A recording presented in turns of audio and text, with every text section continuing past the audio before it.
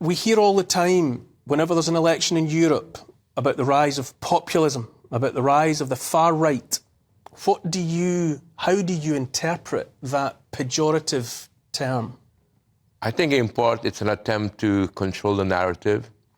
And the narrative that they're trying to create and control is that all the new parties that are calling into question the mainstream technocratic centrist parties that have ruled Europe for a very, very long time are not acceptable. We're not going to talk to these people. We're not going to debate with these people. We're not going to take them seriously, even though they're getting more and more votes all the time. And we just call them populist and far right. So the term far right no longer has got any meaning. It refers to virtually any movement, any group of people who want to change their world, who want to be taken seriously, who want their voices heard. So, for example, you probably heard about the farmers' protests throughout Europe. It's still going on throughout Europe. The way they reacted to it was basically saying it's not the farmers who are protesting, it's the far-right agitators that are responsible for getting them out of bed and getting them on their tractors into Brussels and Berlin and all these other places. So it is a political ploy, because what's happened, and this is just, it reminds me of Brexit in many ways. For the first time in decades, all the major countries in Europe, Holland, Germany, Sweden, France, their long-term governments are in trouble.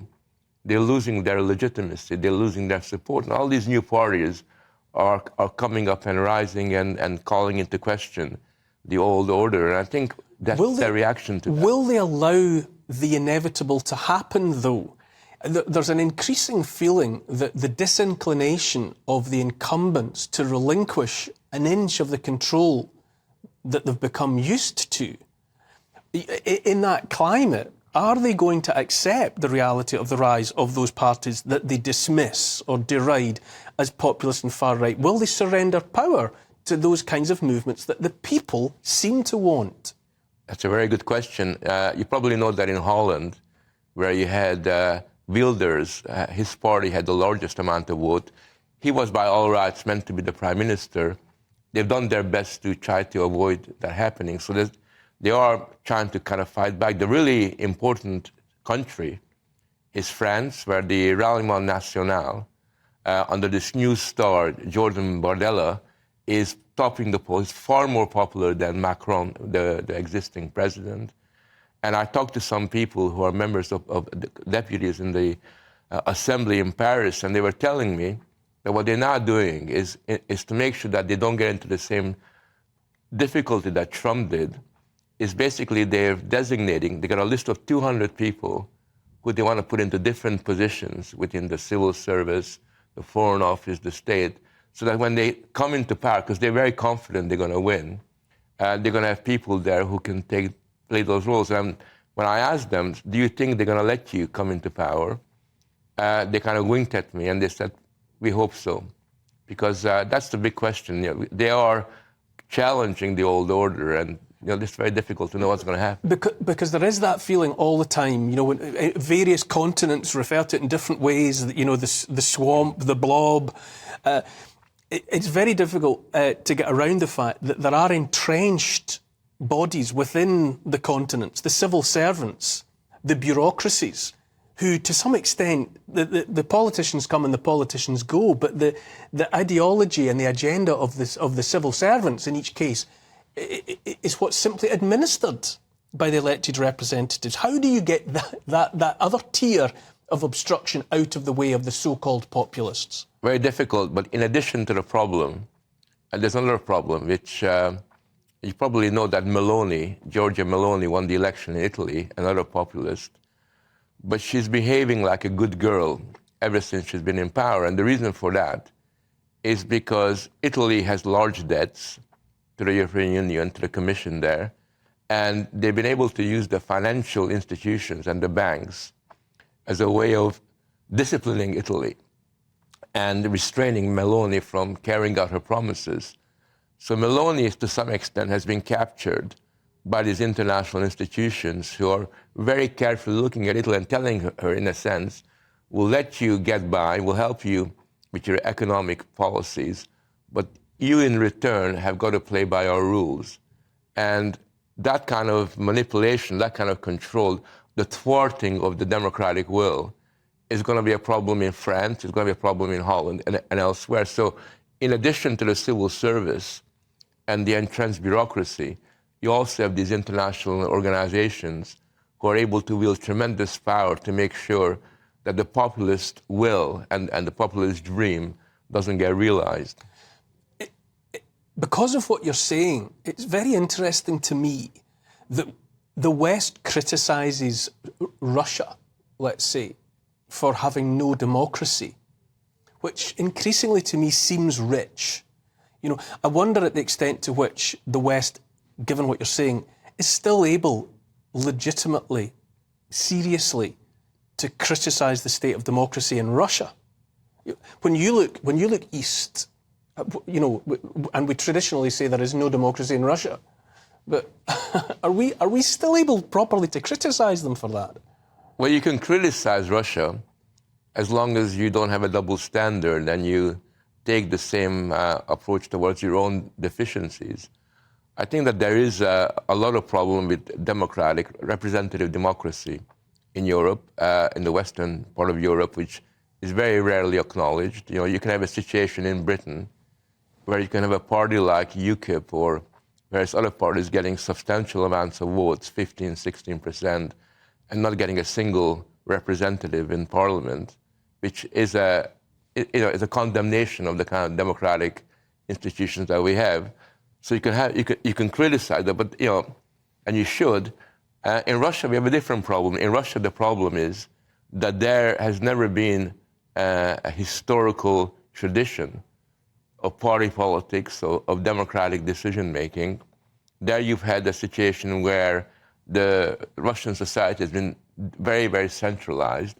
I mean, you have to remember, Russia is a huge, huge country and very disparate and potentially capable of fragmentation. So it's been held together by a centralized bureaucracy. And Russia's always been like that. And nobody criticized Russia under Gorbachev. And in a sense, it was no less or no more democratic than it is now. There's a democracy problem in Russia. But we have to remember that although we can criticize President Putin for the ritual, this kind of ritual that he put on in terms of the election, nevertheless, by all accounts, he has got a substantial degree of support within Russian society. Russia is interesting because many, many Russians feel that they've been, to some extent, let down, that Russia has lost its status as a serious power, mainly because of the West putting a lot of pressure on it. And there's a strong sense of Russian patriotism, which is sufficiently formidable to allow Putin to kind of carry on, regardless of what people see from the outside. I'm not saying that he has got majority support, but he's got substantial support even now. You say that, and you're right to say that Russia has a democracy problem, but the Russian economy, you know, the war in Ukraine, the sanctions were supposed to degrade the position of the Russian economy. That hasn't happened. Russia, democratic or not, seems like a healthier, more productive, more effective entity. Well, I think Russia perversely has benefited from the sanction regime that was imposed on it because it's been forced to reorganize its natural resource industries. It's moved eastwards and forged new alliances with parties in different parts of, from Turkey to Iran to India and elsewhere. It's found new markets for its petroleum. And as a result of that, the economy is no worse than it was, and possibly has got more potential in the long run because it's benefited from the outside pressure to almost ask the question, well, how can we, on our own steam, create an economy that benefits us rather than the world economy? So it's a very perverse result that has occurred in terms of the economic dynamic that's taking place there. What predictions would you make for Europe? The rise of populism, far-right extremism, however the incumbents or the bureaucracies are describing the alternatives that are on offer to the people. You know, when you look ahead to this year of elections, what do you see happening? I'm reasonably optimistic. No matter what the final result is, there's going to be a real shift towards parties that represent the aspiration of ordinary people. That's definitely going to be the case. All the polls demonstrate that. And it's even possible that the European Parliament will alter quite substantially. I think that France and Holland and Sweden and a number of other countries are going to elect the kind of parties that are going to be asking some difficult questions. It's not going to change things fundamentally, but it will clear the air and it will provide much more opportunities for alternative narratives and alternative views to be heard. And that's going to be a good thing. And I wish that here in Britain, we had a similar possibility for new parties to emerge and to ask the big questions from Labour and Tories. And why is that? You know, the home of the mother of parliaments. Why are you able to identify the United Kingdom of Great Britain as having a particular problem in relation to democracy that even challenged Europe and Russia don't have? Well, I think Britain is an interesting example because, as you say, it is the mother of democracy. It's got a very long tradition of representative democracy, but it's always been an insulated form of democracy. It's got a limited form of democracy that relies on first by the post. And that basically means that it's a kind of system that allows a bipartisan, bipolar kind of political system to reproduce itself and makes it very, very difficult for new voices to be heard. The problem that Britain has is that there are a lot of people. I talk to, almost everybody I talk to says to me, left and right, we need a new party. I mean, the left is not very happy with the Labour Party, and the right is not very happy with the Conservative Party. And everybody's saying we need a new party, a party that can, in some shape or form, represent 21st century issues in a much more dynamic kind of a way. But we all know that the way things work out at the moment, it's going to be extremely difficult for that to occur, and therefore we have to hope that somehow here and there independence will begin to break through. And we have to hope that here and there will be some brave members of the Conservative Party or even the Labour Party who will take democracy a little bit more seriously and try to forge some new kind of alternative. Is it not almost too late? Is there not such a burgeoning apathy out there amongst the politically homeless, those who feel disenfranchised, those who see no representation coming, for them from Labour, from Conservative, or any of the other traditional parties? Is it not too late, almost, even the advent? There are other parties out there, there are alternatives out there, but they're not galvanising the kind of movement that would be required to update the system. I don't think there is such a thing as a lost cause.